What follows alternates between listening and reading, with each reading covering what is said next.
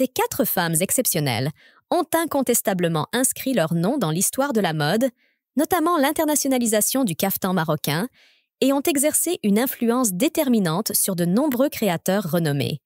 On espère que leurs histoires seront connues par tout le monde et que l'on célébrera leur héritage. Zina Ghessous, née en 1925 et décédée en 1998, une intellectuelle polyglotte qui captiva le prestigieux journal anglais Birmingham Post Herald, qui lui consacra un article élogieux en 1959 sur sa culture et sa maîtrise de plusieurs langues.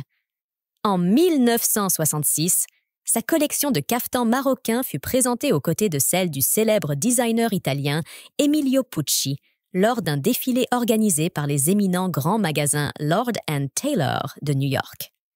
La presse, notamment Vogue America, couvrit abondamment cet événement, immortalisant ses créations exposées aujourd'hui dans plusieurs musées. Zor Septi, née en 1928 à Fès, amorça sa carrière de couturière en 1946 avant d'établir en 1953 Dar al-Mualima, une école dédiée à la réhabilitation de la broderie de Fès.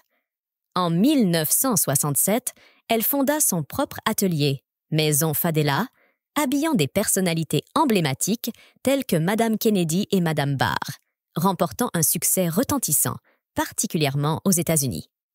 Forte de cette expérience, elle ouvrit en 1998 l'école Riyad Zitoun, offrant un enseignement bilingue de base ainsi que des cours de broderie traditionnelle et de couture moderne.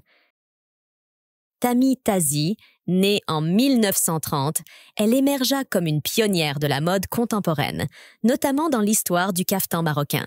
Son talent exceptionnel en dessin et broderie, révélé dans les années 1960, captiva les regards et propulsa son travail remarquable sous les feux de la rampe du magazine américain Vogue. Tami Tazi fit l'acquisition, quelques années plus tard, de la maison casablancaise Jost, qui collaborait déjà avec la maison Dior dans les années 50.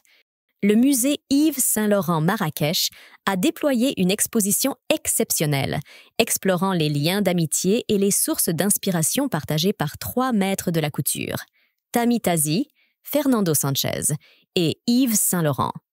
Ces créateurs partageaient une passion commune pour le Maroc, captivés par ses teintes vibrantes, son exubérance et l'abondance de ses trésors.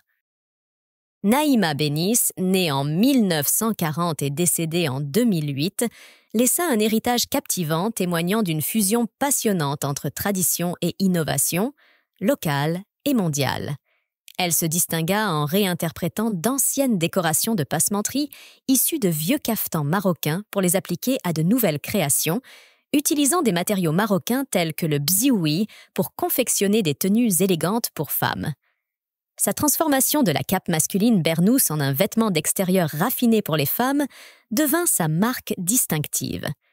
Ces magnifiques créations sont exposées au musée Victoria and Albert de Londres, et on peut notamment parler de la célèbre chanteuse Keltoum et son concert au Maroc en 1968, habillée par les mains magiques de Naïma Bénis. Ces femmes exceptionnelles, ces créatrices de rêves, ont gravé leur légende dans l'univers de la mode, embrassant le Maroc comme une source inépuisable d'inspiration. Partageons leur histoire pour que le monde entier découvre la magnificence du royaume du Maroc dans l'éclat de la mode.